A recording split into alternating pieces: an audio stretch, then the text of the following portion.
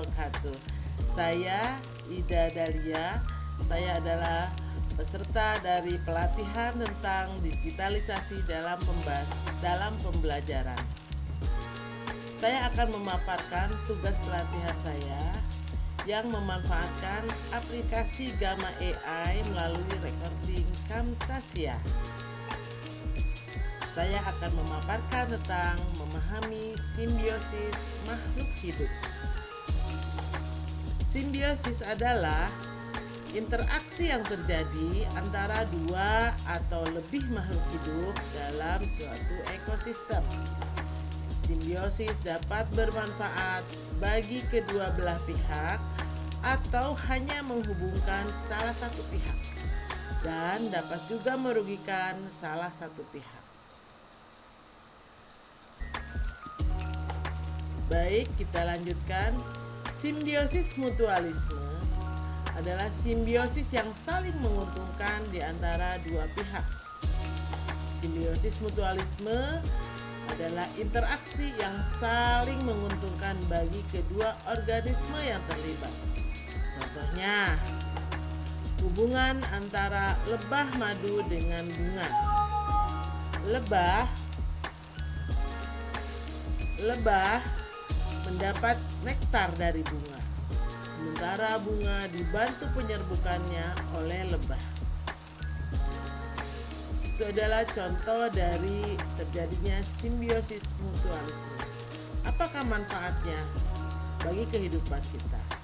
Manfaatnya adalah untuk menjaga keseimbangan ekosistem dan memastikan kelangsungan hidup kedua organisme.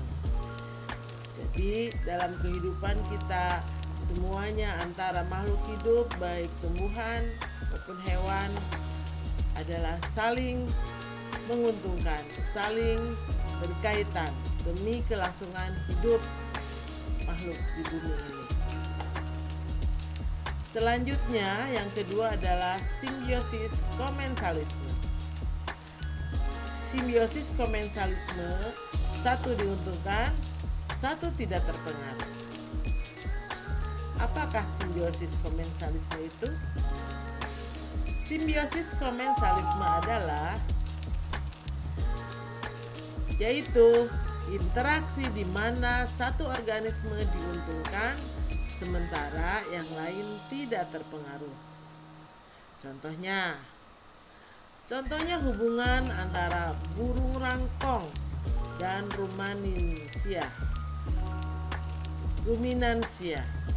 Burung rangkong membersihkan parasit dari tubuh ruminansia. Kemudian, apa sih manfaatnya? Manfaat dari simbiosis komensalisme adalah memungkinkan organisme mendapat keuntungan tanpa merugikan yang lainnya. Demikian simbiosis komensalisme. Dan kita lanjutkan ke simbiosis yang ketiga, yaitu simbiosis parasitisme. Simbiosis parasitisme simpelnya satu diuntungkan, satu dirugikan. Pengertiannya adalah simbiosis parasitisme adalah interaksi di mana satu organisme diuntungkan sementara yang lain dirugikan.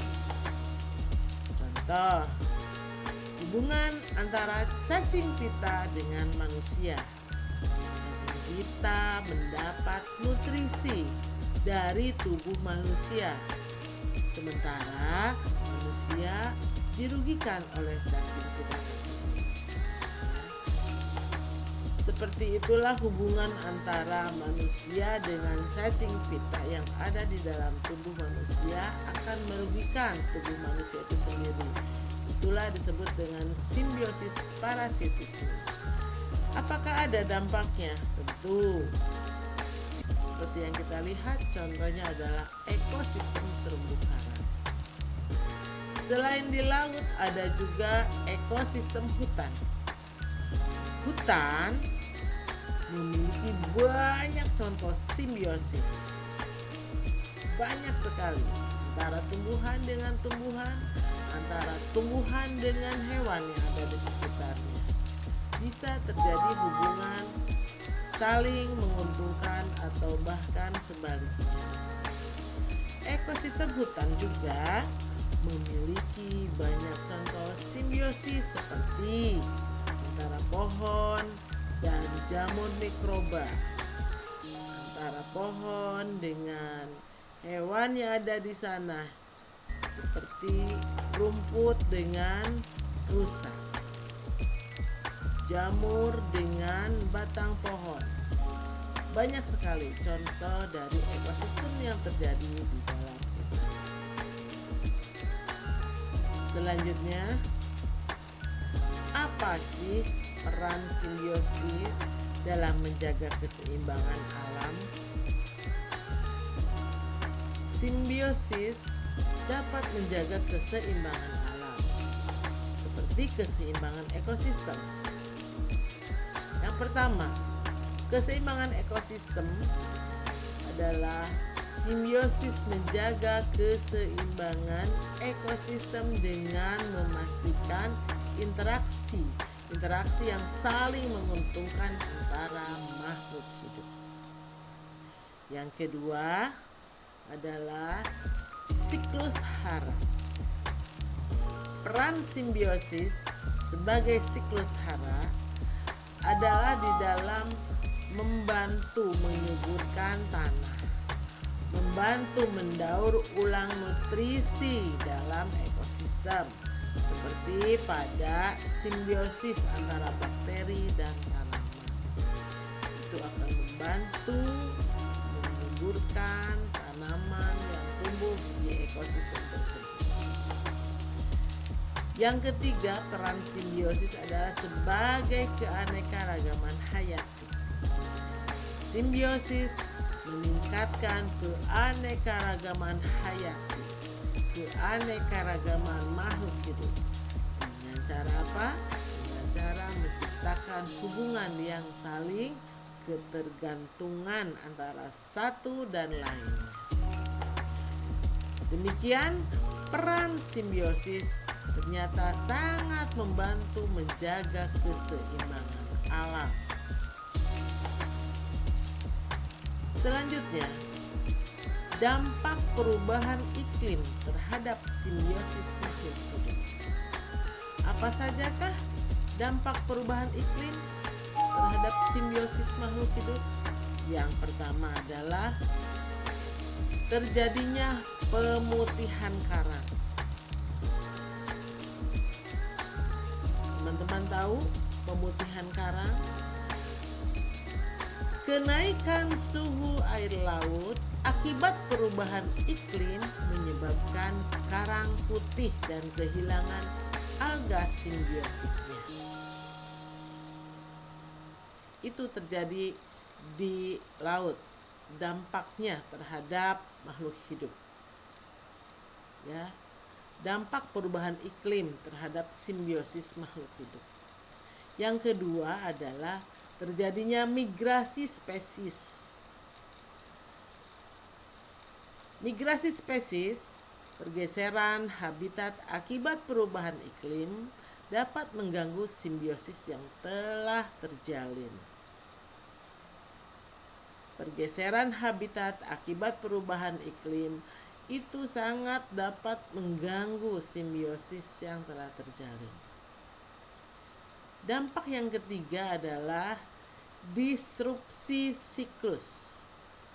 Disrupsi siklus adalah perubahan iklim dapat mengubah siklus musiman yang mendasari beberapa simbiosis.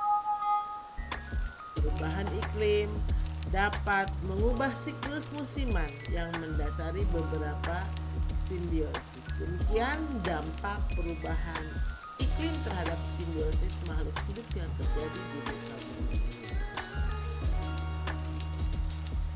Demikian betapa pentingnya menjaga keseimbangan simbiosis untuk masa depan. Janganlah kita merusak, janganlah kita mengganggu, tapi sebenarnya tugas kita juga harus menjaga keseimbangan alam. alam ini adalah tempat kita berpijak, tempat kita hidup. Bagaimana caranya agar alam ini tetap dapat lestari dan kita hidup aman, nyaman di alam terbuka ini? Yang pertama, ekosistem harus sehat. Menjaga simbiosis, memastikan keseimbangan ekosistem yang sehat dan produktif. Itu adalah tugas kita. Tugas kita sebagai manusia untuk menjaga keseimbangan simbiosis. Salah satunya tadi menjaga ekosistem untuk tetap sehat. Yang kedua, tugas kita adalah menjaga keanekaragaman hayati. Keanekaragaman hayati, simbiosis mendukung keanekaragaman hayati yang penting untuk kelangsungan hidup. Jika kita masih dapat menjaga keseimbangan simbiosis, maka beraneka ragam hayati, beraneka ragam makhluk hidup akan tetap dapat mempertahankan kelangsungan hidupnya di alam ini. Ya, betapa pentingnya menjaga keseimbangan. Dengan cara apa? Satunya lagi adalah dengan cara keberlanjutan. Pentingnya menjaga keseimbangan simbiosis adalah dengan menjaga keberlanjutan, yaitu mempertahankan simbiosis adalah kunci untuk pembangunan yang berkelanjutan. Demikian paparan yang kami sampaikan, semoga bermanfaat. Mohon maaf jika banyak kesalahan. Untuk perbaikan saya membuka saran agar pemaparan ini akan menjadi lebih baik. Terima kasih. Wassalamualaikum warahmatullahi wabarakatuh.